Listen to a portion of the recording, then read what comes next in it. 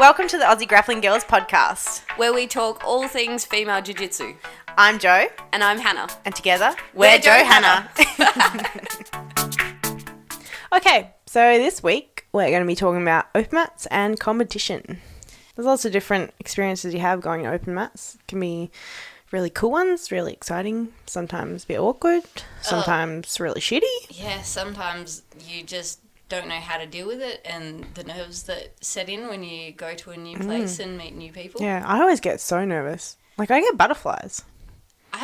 Depends on who's there. I find that if it's like a whole bunch of big people, that makes me super nervous. It's like when you walk in the door and you look at the lineup and you're like, oh shit, I'm gonna die. So that, it's a little bit of like pick and choose and try and at least know someone before you go in. Yeah. Because that makes life a lot easier. But it doesn't always happen. It's true, very true. I think sometimes I get really nervous just on displaying my skill. I don't know. It's more like I don't want to be underestimated or, you know, people to think, like walk away and people think that I was an idiot. I think that comes out. Or your skill just naturally kind of comes out. It doesn't really. It's not a huge thing. I suppose I'm just worried that it's not going to translate. Like, I don't get the opportunity to show my skill. You know how, like, sometimes you have those roles that it's just, like, crushy. And you're like, I feel like I didn't get to do much in that role at all. Yeah. All the time. And you're like, I didn't get to show what I can do because there was no opportunity to.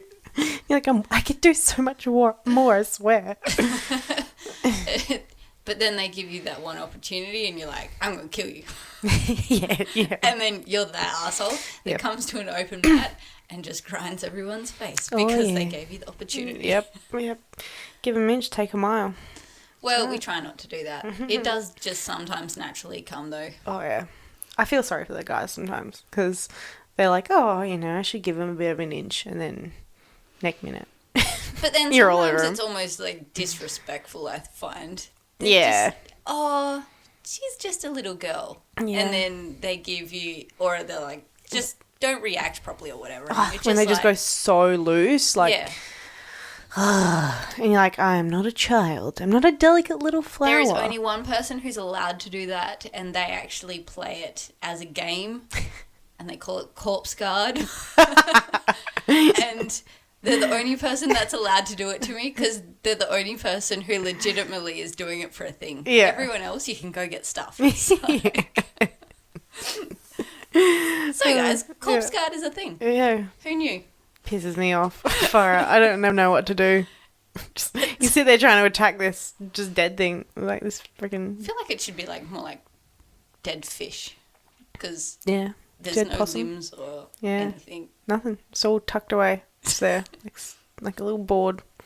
You're like, where do I go here? I don't know. I feel bad to like do anything too crazy because they're just... But then you can't finish anything. I know. It's so rude. Oh, orkies. But yeah. Open mats can be super fun though. I've had some really cool experiences, but I've had some really shitty experiences too. I've had a lot of good experiences. I find that it's a good way to pressure test yourself rather than, you know, when you're at your own gym all the time. Yeah. You feel like nothing is going anywhere and you're not progressing and you haven't learned anything. Yeah, because everyone knows your game. Yeah. It's predictable. And everyone just shuts everything down and you just think, I'm just getting shitter while everyone else is getting better. Yeah. And you get to go to an open mat and test it on some other people. Yeah, that don't know fun. what's going on. Yeah. And then sometimes you go to an open mat and you just don't enjoy it because someone's just like crushed you the whole time and hasn't given you anything to play with and don't understand how to flow. Yeah, I find it really interesting being a blue belt going to an open mat because usually the white belts want to use you to make themselves feel strong, like as in like the guy white validate. Yeah. And so they tend to go really, really hard because they want to prove themselves in that sense. Don't want to be beaten by a girl. Exactly. And then the blue belt guys, most of them want to validate themselves too because they go, you know, I should be stronger. I should be better. Should be better. Yeah. I don't like, it goes to that sort of issue, girl blue belt or normal I hate blue belt that thing. so much. Yeah. You're a blue belt or you're not, or you're whatever belt or you're not. There's no two different strands about it. It's. But I think people in open mat get really caught up on that, particularly the guys sometimes don't really want to get beaten by a girl, even if it's the, same belt level as them. There's an ego thing there, I think. So it tends to be quite a hard role. And the white belt and blue belt roles in open mat tend to be really hard. And it's only really the higher belts that actually are usually more comfortable in chilling a bit more. They're confident in their level to go at a steady pace. I have to say that I quite often will choose not to roll white belts unless I've been watching them and they look like they can flow. Because when I go to an open mat, I'm not going there to sub everyone. I'm going there to enjoy the whole round and catch and release if that's what the game is, rather than sit there and try and fight for something that's not there. I'd prefer to play the game for the whole time rather than because look for subs. You're giving your body over to people that you're not familiar with. You're entrusting them with your body and your safety, and you actually haven't built that rapport with them yet because they're not from your club. For sure. And there's a level of trust there that you have to give to them, but it's not always respected, I think. So I quite often get really worried that people are going to rip on subs or rip on any sort of entanglements or whatever with me, because I deal with a lot of injuries anyway. So I get really worried about who I roll with at open mats because of that reason, because it's just like, it's not worth it. I don't want to come out of there just being beaten to a pulp. You're like, thanks guys. You don't want that. And it's just some people get tunnel vision.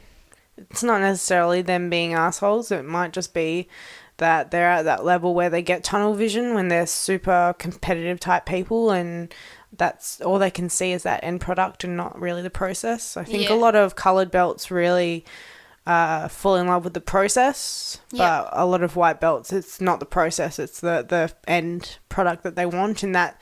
Or the single action. Yeah, and that's where a lot of injuries happen, because their mind is closed in that sense, and they don't actually see what's going on in that outer sphere, and that's where flailing limbs happen or subs rip on and all that sort of thing. People don't recognise their own strength as well, for sure. I know a lot of guys don't realise how strong they are in comparison, or their level of power. Like, I remember you telling me about one of the guys at our gym being like, that gauge, that little analogy that you made. Yeah.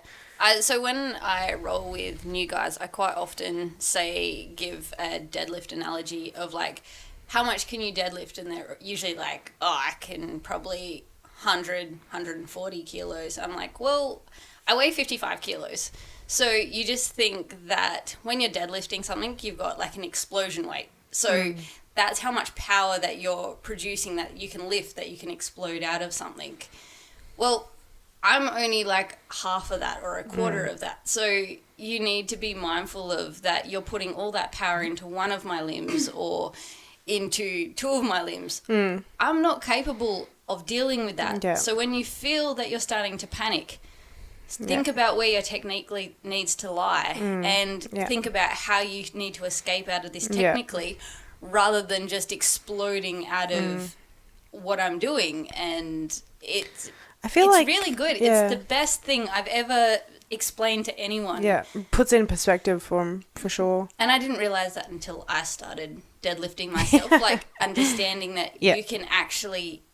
it is like an explosion weight. Yeah, and I think even some girls don't realise their own power in that sense. Like sometimes I don't realise that. And you got to put it in perspective. So it's amazing. Yeah. But I feel like a good coach should be teaching their students controlled submissions. Yeah, 100%. Position, and then controlling that submission. So by the time you're getting that submission, you don't need to be ripping it on really fast. No. Because they should have been controlling all the way up to then. And some people aren't aware of what their partner's doing or if they have a free limb to tap or if their face is not covered so they can't get that tap. There's been so many times when I haven't felt someone tapping me or that like they tap the mat instead of you. And I'm like, there's so much other shit going on.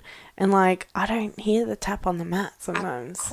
I'll only usually do that in a demonstration, is tap the mat. Yeah, that's different. Demonstration's different. But, like, if you're actually rolling in a mat, like a match, Well, I get tap told the off for person. tapping hard, but No, you gotta do I it. want to make sure that when I tell you to stop, I want you Hell to stop. yeah. I'd rather someone tap me hard than not feel it, because there are some people that tap really light, like, yeah, and I don't feel it, or like it could be anything, and you know, you still do get tunnel vision sometimes, and that's where if you don't feel it, you like really freak out that you've taken it too far. Taps that it feels like they're just going for, like, yeah, they could be grabbing, like, grabbing on something. It's not. It doesn't seem like a real definite. Yeah. Yep, you've got me. Yeah, and it freaks me out. Pushed past the limits of someone one day because of that. Yeah, that little, like, tap thing. I know. Yeah, and I've done it too. And you're just like, oh my god, I'm so sorry. And then you're you like, feel like the I arsehole know. 'cause you hurt feel so bad. And you're like, I'm sorry. Tap me harder, you fuckhead. Yell at me. Tap you harder. Tap. Spank me, damn it. Sorry, that was inappropriate. Very, but we're all about the inappropriate comments here. Down We south. do like a little dirty joke here and there, but you know, there are lines, you know.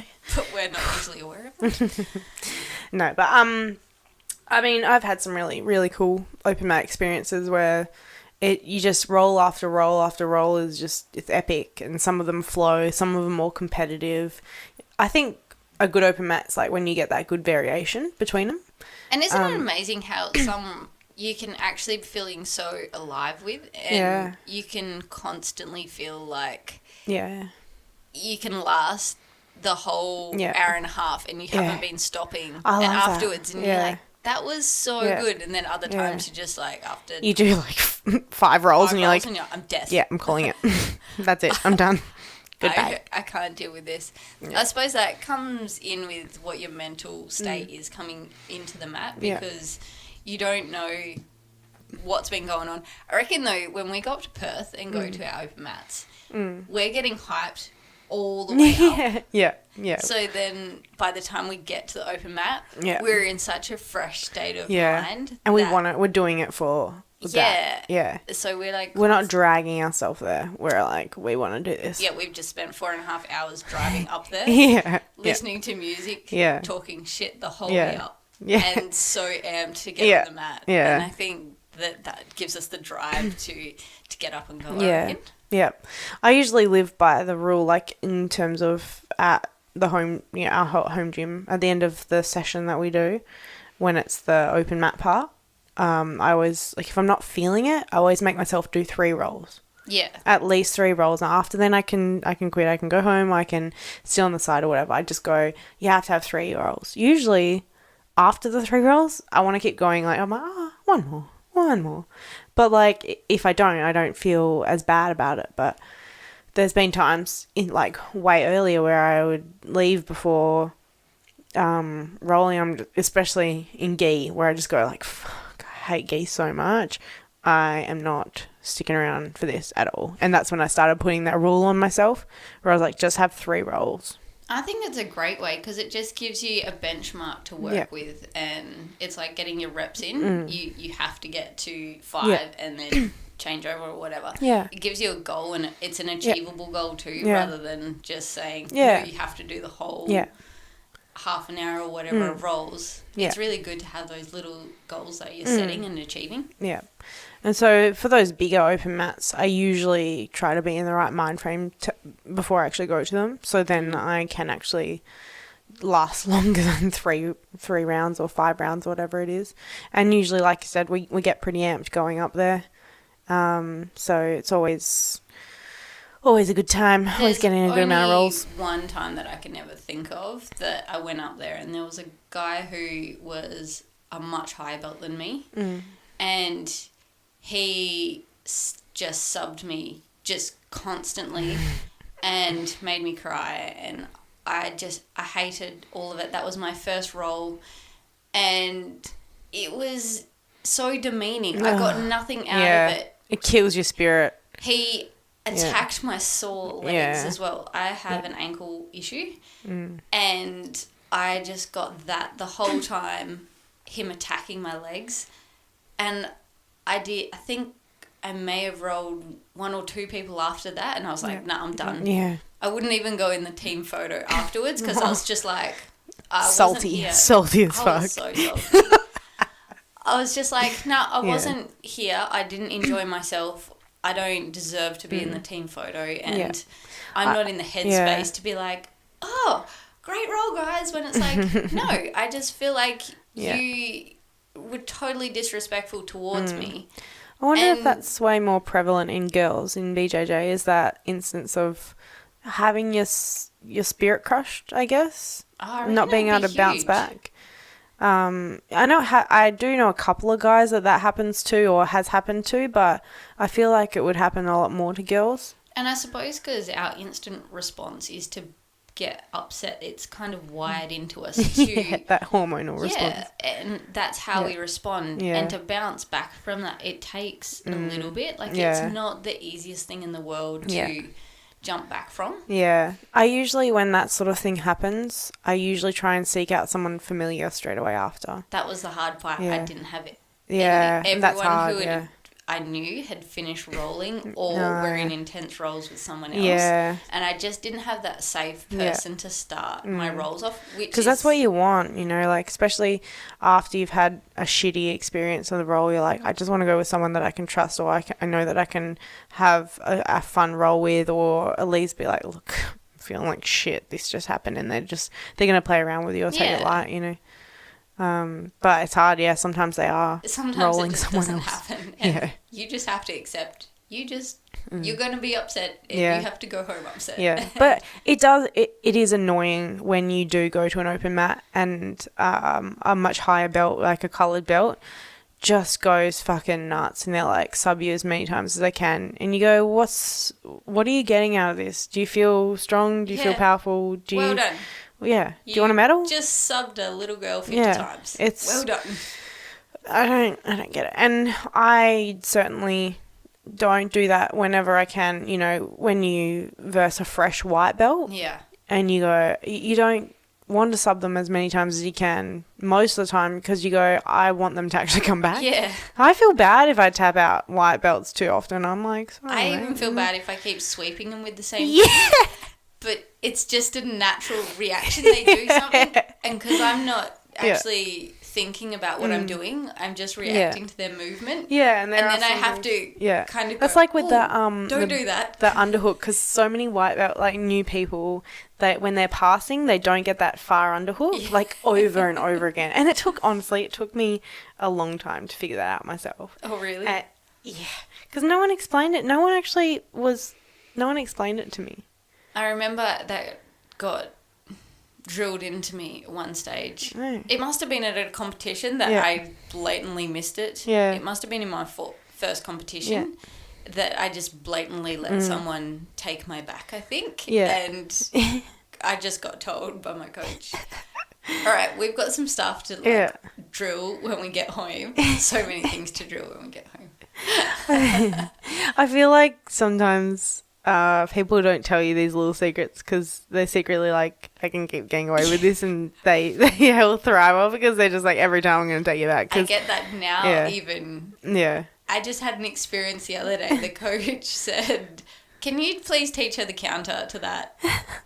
And they're like, not just yet. I was like, how rude come is that? on, man. Obviously, I'm doing the wrong reaction every single time. Because I know when I started and I kept doing that underhook that I wasn't getting the underhook, and I identified that it was the underhook I needed, but there was a part of me that was like, oh, if I wait for the right time or if I change something else, I'll be successful. Yeah. And I wasn't. I needed someone to actually be like, you need the underhook. You cannot go any further until you have that underhook. Like, no, that's it. Full stop. Fucking, that's all. Mic drop. Yeah, because there's a part of you that's just like, I'm going to outsmart this. Like, I'm going to find a way. And you're like, I'm going to find a way without this fucking underhook because I've lost it. But no, you cannot. But you need someone to actually tell you that and stipulate that. So you need someone to break down everything in those little steps. I usually tell them, straight away if they do it in that one roll a couple of times, and then we finish the roll, and they're like, "Oh, what am I doing wrong?" And you're like, well, first of all, you need that fucking underhook on the far side when you're passing. And, open mats. So you've been overseas and over to Melbourne and... Yeah, I've done a fair bit of travelling. So, like I mentioned, I lived a year in France and did a couple of open mats in Europe. And I recently went to America as well. So I did some open mats in America, some classes as well. And a couple of different experiences with the open mat there. Some gyms are really, really welcoming. Like, I really love it when the coach, first of all, makes himself known, because sometimes when you walk into a gym and like it's a no-gi session or it's before class, you actually have no idea who the coach is. You're like, it could be anyone. Yeah, true. And so it's really hard when you walk in and you're like standing there like this fucking awkward penguin, like, what do I do? And no one approaches you. That is my biggest pet hate, is when you go into a new place no one comes up to you. You may have that one extremely happy person. It's like that welcoming person in the school, like that nerd that's like, hey, welcome to our gym. Let me give you the tour. There's always that one person that does it, but then everyone else ignores you. Yeah. It's a huge pet hate. Yeah, oh yeah. And it's super awkward because you obviously want to show respect when you go into the gym, and it's so hard to show respect when you don't actually know who you're respecting. Yeah. You're like, who the fuck is the coach here? Like, do I bow or I don't know? Looking at the etiquette of what people are doing, it's... Yeah, it's super hard. And there's been some where I've identified the coach and gone up to approach them, and they have barely even talked to me, or just that's really rude on the coach's part to they just like introduce the new person. I think that's something that should be a given. Yeah, like I think they should introduce them to a couple of people at least, or if not the whole class. If it's a class, introduce it to the class. If it's open mat, it's a bit different because everyone's here, there, and everywhere. But at least introduce them to someone that's standing nearby. Yeah. Like, mate, this is Joanna from Mitsu in Albany, blah, blah, whatever. And it's super hard, and there's some that full on like dismiss you, and I don't know if that's because sometimes they're busy, yes, but other times it's also like I personally wonder if it's because I'm a girl. Yeah. Because 99% of the time it's a female male coach. Yeah. And watching, seeing a fresh girl walk into the club, it's not normal for girls to be doing open mats or gym hopping quite as much. Yeah. And so it might seem like we're these fresh people off the street trying to, try it out and all that sort of thing. They're like, another one. Yeah, here we go. And so, they're sort of a bit dismissive, or they automatically assume that maybe you're a white belt, I think, and you get treated at this sort of sub-level that's not really respectful, I find. And this is not making a generalization. That's actually happened to a lot of the open mats I've gone to, particularly overseas. So this happened a couple of times when I was in France. And so that was when I was living in Rouen. I went to 2 different gyms and had basically the same reaction. The first one I went to was a gi-based gym, and the teacher he was a blue belt like me. Yeah. So he didn't actually know that I was a blue belt to start off with. And then he sort of was really dismissive, barely even talked to me or whatever, and was pretty dismissive until like halfway through the class, and he recognized that I had I put on a gi with like my blue belt, and he was like, oh, like blue belt, hey? Then we rolled, and it was a bit of a battle because he was like, fucking, I've got to prove myself here. And I fucking gave it to him, and he was like, oh. Showed a bit more respect. Oh, yeah. When he was it like, wasn't just a pushover. Shit, yeah. And he was like, oh, are you like going to be sticking around longer? How long are you staying here for? Are you going to keep training here? And I was like, well, I'm living here for a year, so we'll see. It just seems a bit rude, though, in your first impression of people having that dismissive attitude straight away, because it puts you on the back foot straight away, that you're like, well, should I give this person a second chance? Yeah, and I probably wouldn't have stayed there if I wasn't actually aware there was another gym in the area for around about 6 months. So I trained with them for about 6 months on and off. Like, they only had sessions twice a week or something.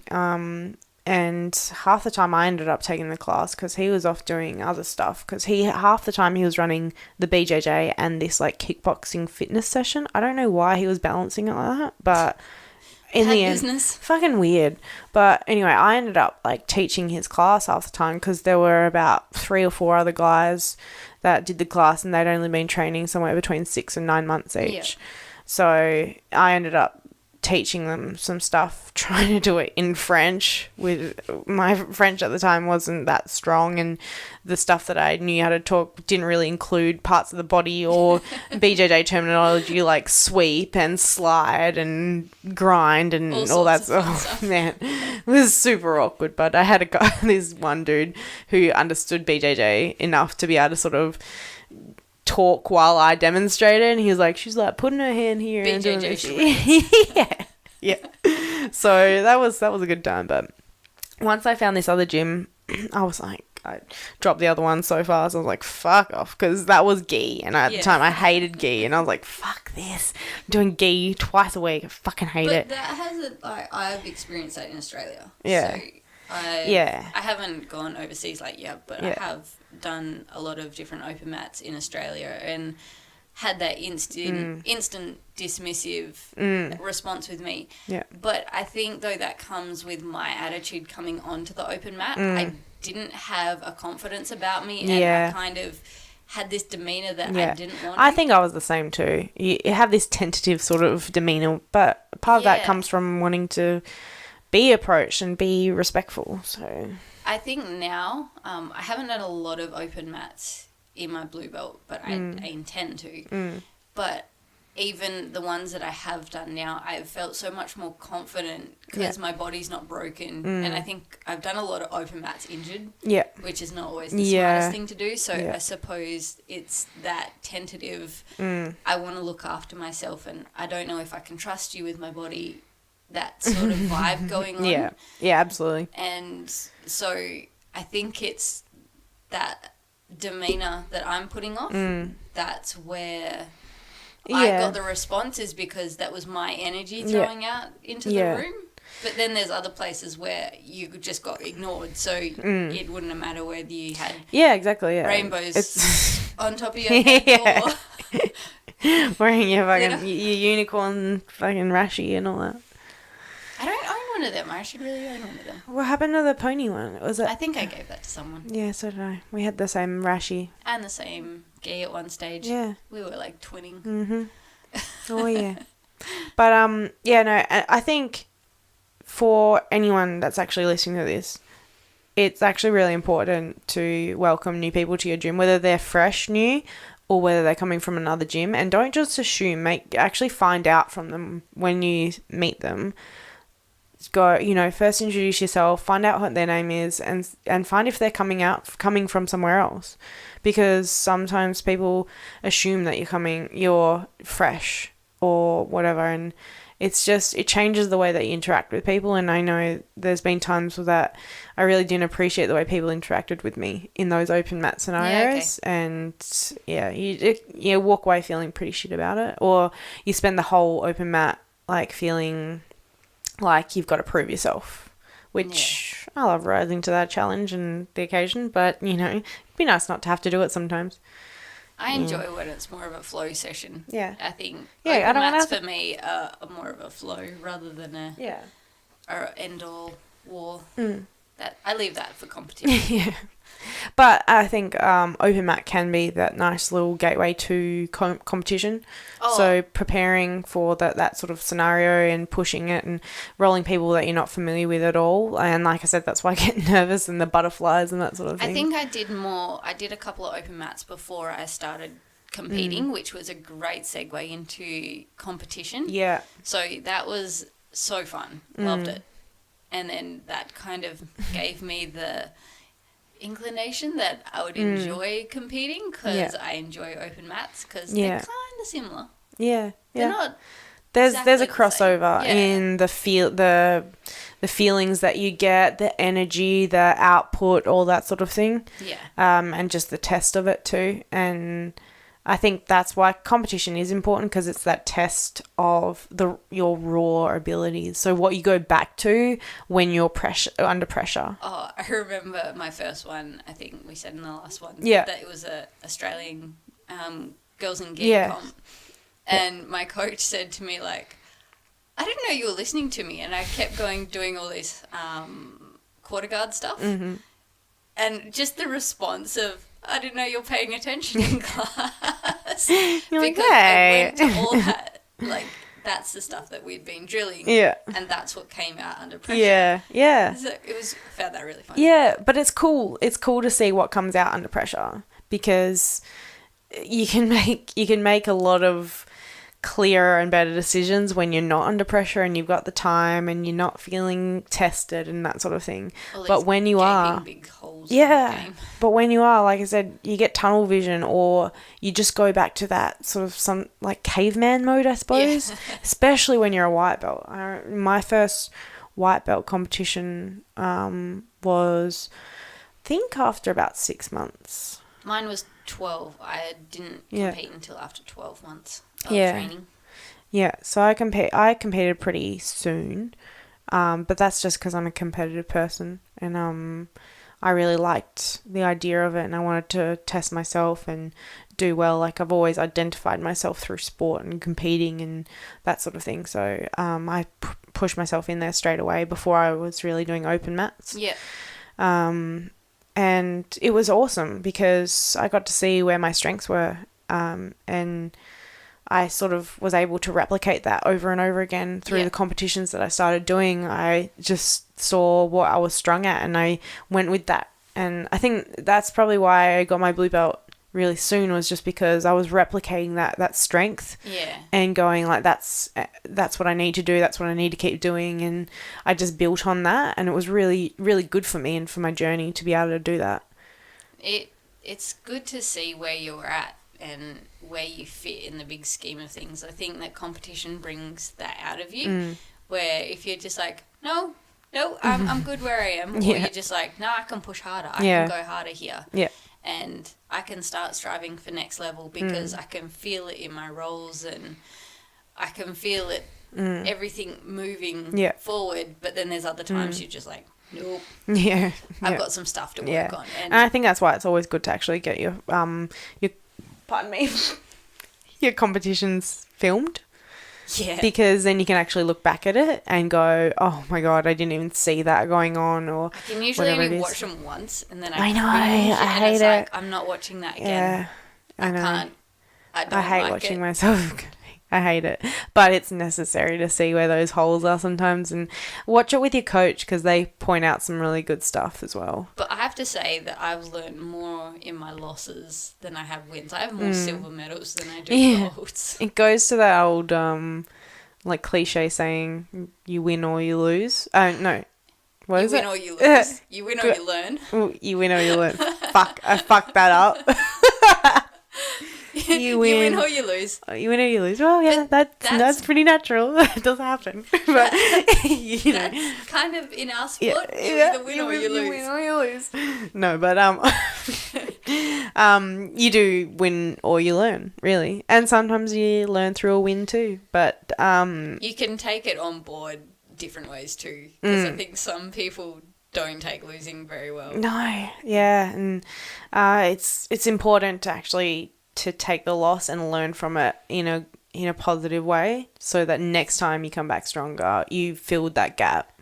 I reckon there is some spots in my competing where I've spoken to my coach instantly after I've finished, and he's like, we need to work on this, whatever it is, when we get back. Yeah. And that has really stuck in my mind, and I've repped that out until it's almost doesn't happen anymore. Yeah.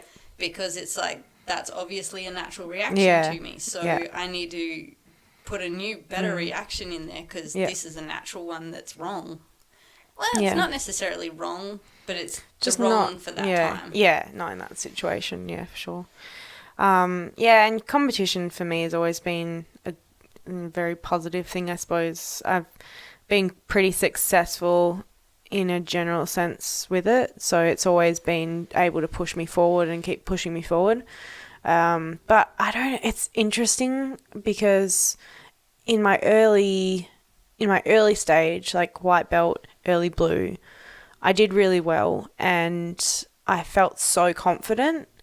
And then the more time goes on, the less I feel as confident sometimes, like you start questioning yourself. But it was probably 2 years into BJJ, my coach from Perth, I was talking about jumping into a competition and I hadn't really prepared for it or anything. I was like, I'm just going to jump in because, I like competing and I'm sure I'll do fine. And he was like, I've actually been meaning to ask you about your mind frame about competing. It's really interesting. And I was like, what do you mean? He's like, you just have this interesting mindset. And I think it really plays a big part in your success. And I was like, I'm not really sure what you mean. He was like, you just seem confident. I'm like, well, I am. Like, I just don't think that I can lose. Well, it's good to have that mindset going into competition because a lot of times if you think that you're going to fail, then quite often you do. Yeah, it's a self-fulfilling prophecy a lot of the time. So you have to go in there thinking that you can win. It's not thinking that you will win, but thinking that you can win. It's totally different. I was just about to say that. Rather than having like an arrogant perspective on that, it's actually going, I'm going to do well and I'm going to put my game onto my opponents. And I am going to do the best possible that I can to get the outcome I want. Yeah, and I've tried never to see it. Gold medal. Yeah, and I've tried never to see it in an arrogant way for sure. It's more just it's always been my identity to be a competitor. And I always think of the possibility that I can win. It's not, I'd never go, I might fail. I always just go that I can win. I can win this. Do you still get nervous in competition, even though you've got the confidence behind you that you can There was a period where after my first couple of comps, where I felt full on confident. I didn't feel nervous anymore. The day of the comp, I just felt baseline. It was just neutral, and people would be like, oh, how are you feeling? You're right. I'm like, I don't feel anything. I just don't feel anything. And it was so weird for me because I think a bit of nerves does help performance, but it was more I just was like, whatever will be, but I feel like I can win. Yeah. I feel like I can. What's the girl going to do to me that a guy hasn't done with 10 times the strength? And that's what I said to my coach after he asked me this. I was like, honestly, like, what's a girl going to do to me that I haven't already received, like, copped from the guys and dealt with? And I feel confident in the way that I deal with it with the guys. Yeah. So that was a major thing. But honestly, in the last maybe year, I haven't felt as confident as I have in previous years. I don't know why that is. I think it's more just a self-confidence thing. It comes with just the journey, I suppose. A couple of losses. I haven't I haven't been really unhappy when I've lost, in the sense that, like, I felt like I did bad. I was happy with my performances even when I lost.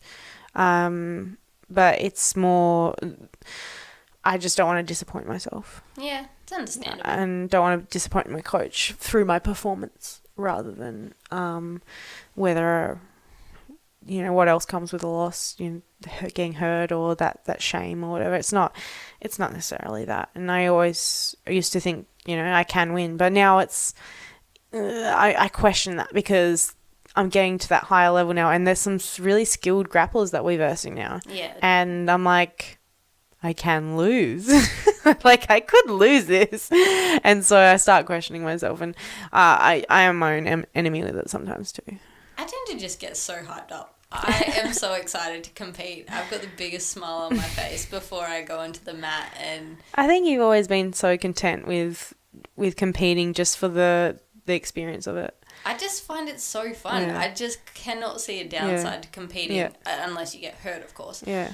But for me, competing is just, it's awesome on all levels. Yeah. You get to meet some awesome people. You get to make new friends and just find out where you need to improve. Like, it's just, there's no downside to it at all. And I've tried really hard over the years to break the barriers of all the girls competing, because when I first started, everyone had such a hard and almost their mindset was like, oh, I hate the other person. Oh, yeah, I have to hate my competition. And it just this stigma about it, and I felt like it was a real negative vibe, and I didn't like jumping into competition with this negative thing. I go up and I see them and I tackle them before they even get onto the mats. As soon as they walk through the door, I'm finding my competitors and hugging them. And how do you feel about competing against your own teammates? Because we've competed against each other, and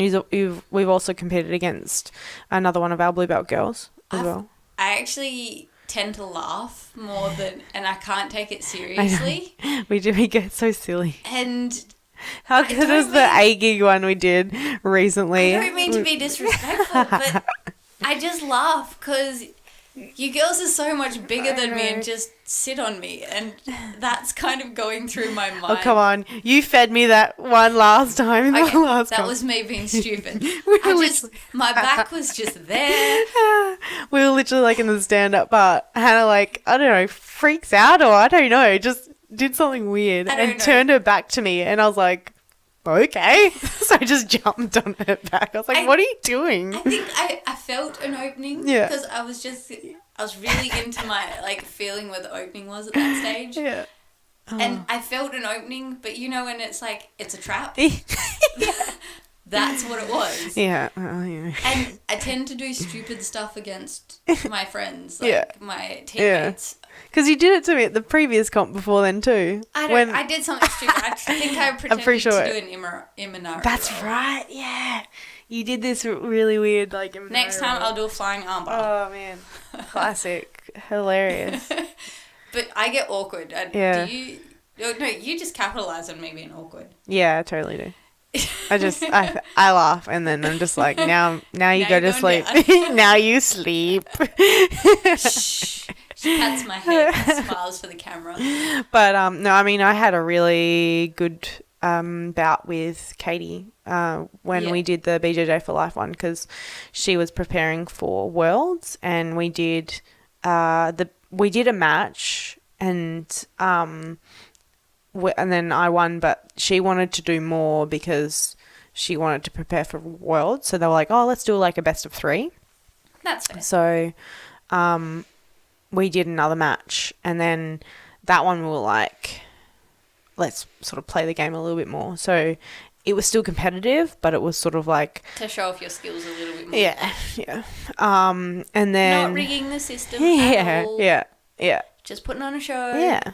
And then we did another one. I think it was because it was open weight as well. And that one we just fucked around. We literally were laughing and doing silly stuff and trying out random stuff as well. And it was the best watching though. It was so much fun. We had such a good match. And we were laughing and didn't take it as seriously. And I think you need that. When you verse your own teammates, you got to break down that sort of competitive barrier a bit. So you go like, it doesn't matter whether one of us is better than the other.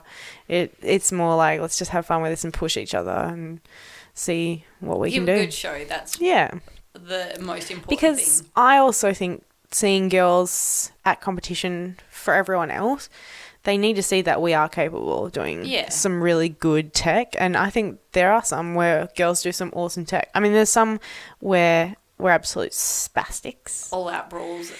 Yeah, girls go hard at comp when they come straight in.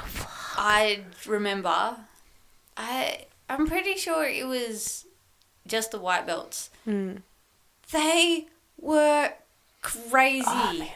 I remember there was 3 went to the medic, I'm sure. And This was not just the girls. It was Yeah. guys that... Yeah. It must have been something... Just something in the air, far out. Must have been in the juice that it was there or something. I don't know. But all the white belts were going nuts. And man. because there was only 2 of us Yeah. competing in the blue, Yeah. we were kind of like, glad we're not in that division anymore. Because seriously, they were it's scary. crazy. You watch it and you're just like, holy fuck, they want to tear heads off. And they go so nuts. I remember doing it like when I was a white belt, and some of the girls would come at you like a freight train, and you're like, what the fuck, man? Like, I just wanted to have fun. I remember I think it was my second blue belt comp. No, it was like, I think it was at the gathering. This is hilarious. This was probably I think this was my first loss as a blue belt. So. The flying armbar. Yeah, so. Was it the armbar or triangle? It was an armbar, but I was so pissed about this. It's funny though. It's funny, but like, so we were at the gathering, and it was just me and this other girl, and she was like, I think she's a fair bit smaller than me, like somewhere between 5 and 10 kilos lighter than me, and we were sort of like warming up, and we were the only blue belts that were going to be competing. And we were like warming up and we were chatting away because, you know, we were breaking down the barriers. I was like, I'm taking one out of Hannah's book. I was like chatting to her and I was like, how you doing? How long you been training and all that? And we were like talking about competing. I was like, man, some girls go really hard so fast. And she's like, oh, tell me about it. Like, it's crazy. And I'm like, yeah, they just do crazy shit. And I'm like, I really like the matches that go a bit longer and you can try some cool stuff. And we're like chatting. She's like, yeah, I agree. Like some girls like just go absolutely crazy. Anyway, we got to our match and we were like, and this was in a gi, and I don't do gi. I hadn't been doing gi for like a year, and then I decided at last minute to jump in this fucking competition in gi. Yeah. And so she starts setting. Oh, she did like the cross lapel, grab my sleeve, and I'm like standing there. I'm like, fucking, maybe she's pulling guard. I don't know, because I'm like, I don't know gi. And then she just jumps and flying armbars me and gets the tap. Like, I was like, straight away, I was like, holy fuck, that was tight. It was on tight straight away. And yeah, I didn't see it coming because I didn't understand gi, and I was like, I don't know. I thought we talked about this. I thought our little discussion we were gonna hash this out. Yeah, so I just felt a bit gypped, really. I mean, kudos to her. She was a good competitor and she's gone pretty far, but yeah, I just didn't see it coming, and I was just like, what the fuck, man? So yeah, I think ever since then my confidence has been killed a little bit. I don't trust people anymore. Like, I don't trust you not to flying armbar me, you fuckhead. You gotta watch them flying armbars. Oh, mate. They're gonna get you. Yeah, you only see them on like crazy like Insta videos that go for 10 seconds. You're like, oh, check out this flying armbar. Go on. And you're like, oh, haha, fuck. That will never happen to me. And then like next minute it happens. Like, and you're like, wow. Embarrassing. Oh, yeah. Yeah, because you know what, though? Because you were on at the same time. Yeah. And I finished my match and I walked over and, like, my coach was just like, oh, yeah, so when are you on? I'm like, I just did. I just went on. He was like, oh, what? What happened? I was like, I got flying armbarred. And he was like, oh. I remember you walking on. I was so salty. I was like, what the fuck? And he was like, oh, honey, I'm sorry, I didn't watch. And I was like, it's okay, it was pretty quick. I was just like, okay. I'm just like... I remember I had my hip injury. Yeah. I should not have been competing. Yeah. I could not hold guard. A fly could have landed on my knee and opened my guard up. I got silver. Yeah, that's I right. managed to sink that just because I kept stuffing the takedowns. Yeah. It wasn't because I was doing any good work. It was just because I was good at defending. Like, that was the only thing. Just being a little shit. Yeah, pretty much. Yeah. Every time that I got taken down, I just kept standing back up again and she wouldn't get the points. She took me down 3 times. Kudos. I just kept stuffing it. That was quite satisfying, but I shouldn't have been competing. Guys, if you're really injured, probably don't compete. Because you just make things so much worse. Yeah. We're the worst for it. But I've gotten better this year. Like this year, I've actually gone like, I'm not... Because I've done my dash competing. I've competed a fair bit. So... And and we jump in the frequent ones, like the BJJ for Life ones here. We were jumping in them quite regularly, and both of us, just injury-wise, just our bodies don't work for us sometimes. And, like, I've had a lot of injuries in the last year that just, it's incessant. And I kept jumping in these comps and... Just makes them worse. Yeah. And, like, overtraining as well. And I really hit training really hard when I got back from France. I was, like, making up for lost time. And I hit it like hell hard, 5-6 days a week, sometimes even 7. I was so worn out and I wore my body down. I didn't even go to the first time I ever went to the chiro was this year. I can't believe that. February, first time. So exactly nearly exactly 4 years. My chiro is my best friend. We go to the same one now. Good old Lawrence. But you know, I honestly, and I wasn't looking after my body. It was like. Just, this is not a competition, but it kind of is. But I competed 3 times with a broken wrist.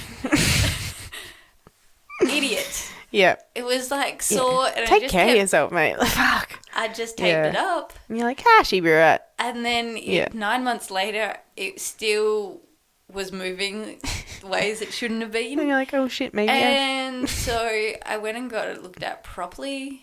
And turns out I had to have wrist surgery 12 months ago. Yeah. So fucking take care of yourself, because we have fucked our bodies over quite a lot. And it's only really, like I said, this year, it's been 6 months, in the last 6 months, that I've really just picked and choose my competition. I've done, how many have I done now? 3 competitions? I think 3, yeah. No, or maybe this year, but last year I reckon you jumped into a couple. Oh yeah, last year I did 4 or 5 or something. I can't remember. But this year I did one in February and then April, and now I went over to July. The Australian Girls and Gi camp this year. Yeah. And so I kind of classed that in the same competition because it's hectic. Yeah. Flying over there. I almost missed my flight. That was fun. I was like chilling out on the like train ride home. And then had that awkward call over the PA when I got into the airport. Miss Hannah Gaffney. I had to sprint. You know how when you're late, it's not the terminal that's just there? Oh, yeah. It's the one at one away. the very end, and it was Sydney Airport. And you're running with your bags. It's super awkward because you're like, everything's like flying everywhere. So, because I've been travelling now a little bit, I know how to pack, and that I've down pat. And I remember sprinting from security to, I think it was like terminal, I'm going to say 46. Yeah. Could be wrong, but I'm pretty sure. And it's like way down the back. And then I got there, they hadn't even boarded yet. That's the worst. I had at least 10 minutes. Like, mate, what's going on? I could have walked. Come on. Get your ducks in a row. Anyway, that's got nothing to do with competition. Oh, well. It's an adrenaline dump like a competition. Yeah. Oh, I hate those adrenaline dumps. I used to get them a lot early on. Like, you'd spend the whole... like, when you have a competition and your match doesn't end up being until the afternoon, and you just, like, spend the morning in this fucking... You're going up, and then you're going down, and then you're going up, and you're going... And you get this mini heart attack where your heart starts racing really fast. And you're like, holy shit, holy shit, holy shit, holy shit. And then you're like, okay, I'm okay. And then when it actually comes time to competing... You have no just fucking like, energy. It's cool, and I'm tired. Yeah. But, like... Because you spent so much going, like, up and down, you kind of feel kind of, like, mellow and, like, low energy because you've been dumping all this, like, adrenaline and energy all day. I try and keep that hype until my competition because that does I've gotten better at it, yeah. I've gotten better at just not thinking about it at all. And, like, there's been time, like, last year when I was competing, when I got back, that 6 months that I got back, I got to that stage where it would be the day of the comp and the day before, and I'd just be like, I don't feel anything. So, do you have a game plan when you go into competitions? Or do you just... I'm just going to react. I don't like having game plans because that's relying on them having the reactions you want them to have. And if anything I've learned from competitions is that they never have the reactions you want them to have. True. And I also, when I think about matches, this happened to me recently with a comp, when I was thinking about scenarios, that gets my heart racing. Like, I have a mini heart attack when I think about scenarios. Like, it starts fucking pumping so hard. I'm like, I feel like I'm on drugs or something. And I'm like, Jesus Christ, calm the fuck down. I know I just said fuck a lot, but it amps me up. It does. And so just to keep my own wits about me, I just assumed that, I'd go in there and assume that they're not going to do what I expect them to in a way, and take it from there. I don't like having game plans. You got to have an area that you feel strong in, for sure, and you want things to sort of stem into that strength. So that's what I did early on with my arm bars. Like, that's why I was very successful, is I stemmed everything into arm bars. If I was in guard, I arm barred. If I was on their back, I developed an arm bar to go from the back, all that sort of stuff. And so I stemmed it all into my strength, but it wasn't a game plan. It was a stemming system, like a flow into that one area. And I don't necessarily do that as much anymore, I guess, but it happens naturally, where I know where my strength is and I go there in the role. I have a game plan for the initial takedown. Yeah. Oh, yeah. I have something that you've got to do straight off the bat. Something that I will string together. Yeah. If it's you do this, then you do this, and I have this like flow game plan. I don't mind if I don't get it, but I try really hard to come into it and be, this is my takedown, and aim for it. I agree with that. And if I think it's a good idea. I get a little bit disappointed with myself if I don't hit those things, because it's actually really important to me. That's your goal. Yeah. Okay. Yeah. I've tried not having game plans, and not coming in just reacting does not do anything for me. Do you think that's the difference a lot to do with the difference in our size and strength, though? Maybe. Because, there's certain things about my game that I don't need to prepare for. Yeah. Because its size and strength isn't an issue for me as it is for you. Like, you have to have things laid out. They're against the people the same weight as me, though. Yeah, but I suppose. But sometimes it's to do with, like, the open division or whatever. I don't know. I tend not to do open weights. My rule is, if they're 20 kilos heavier than me, I will pull out. Yeah. Actually, I'll pull out of an open division, because I go back over this a lot. Yeah. But I get injured really easily, and I don't bounce back from injury. Yeah. And bigger people, all they have to do sometimes is land on you wrong. And, I mean, small people do as well, but a bigger person against a smaller person can land awkwardly on something and hurt it more. Yeah, but I've had that too, because there's people that I've both competed against and rolled with that were 20 kilos heavier than me too. Yeah. So it's one of those things where you got to pick your battles, man. I choose not to. Yeah. It's something that I don't feel like stubborn. I have to prove anything to anyone, so... Yeah, I think that's a really strong part of your mentality that I've always noticed with BJJ is you know yourself, you know your limits and your body, and you respect yourself for that, and you go, well, that's you don't have one of those sorts of egos where you have to prove yourself. I don't want to get hurt. I know, but I don't want to get hurt, but I still do it to myself. Like I have trouble saying no to people to roll with them, even if I know that they're going to be rough or strong or whatever. And same with competition, I'm always going in the open divisions regardless. Though recently I've been at the top end of the weight for that. Yeah. I see anywhere between 68 and 70 kilos at the moment. But, there's not been a lot of, like, heavier people than that competing. So we've actually all been about the same, really. We've all been in a similar... Yeah. A lot of the girls, like, the ones at the Australian Girls in Gi competition were between 65 and 70. Yeah. That was fun. I enjoyed that so much. And, one of my favourite things about that, one of the girls actually came up to me who didn't compete in the no-gi, and she was like, "Oh, you're so brave," and I was like, "No, I'm not. You're like, This is fun. Nogi is my element, bitch. Not just that, I didn't even question it when they were like, you're the smallest by a lot. Yeah. And you're like, Do you sure you want to jump in? I was tell me something I don't know. It's fun, and I trust every single one of those girls that I competed against not to kill me. Yeah. And to be respectful. I expected them to come hard at me, but I knew that none of them were going to be horrible to me. Yeah. Do dirty There's no jiu-jitsu. maliciousness there. Yeah. And I think that was the cool thing about that comp with the vibe. It was just like there was no maliciousness. No, none at all. It was all very amicable and fun, and we all had a laugh and, chatted with each other on the sideline and stuff. want all my competitions to be like that. That is my aim in life. One can wish, but it doesn't really happen. Let's be real. Make everybody be my friends.